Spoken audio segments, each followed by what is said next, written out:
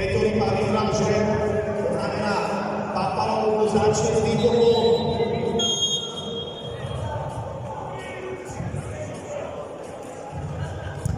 Takže opačne. To mi má dať mikinu, ale...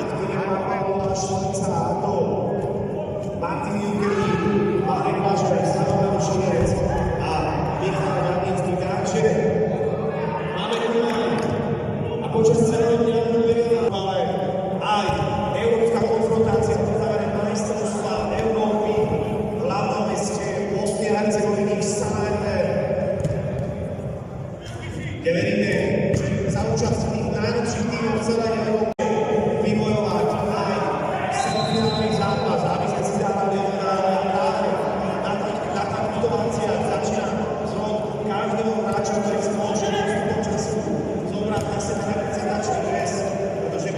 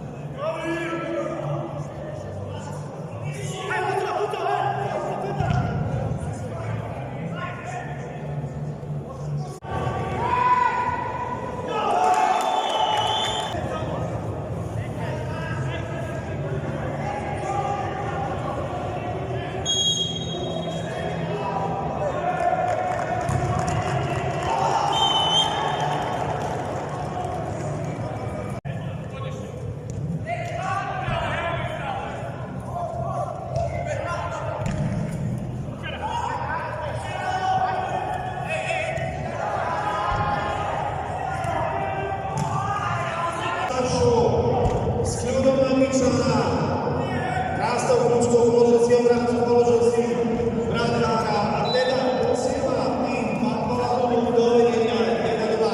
Veľmi krásny futbalový okamih.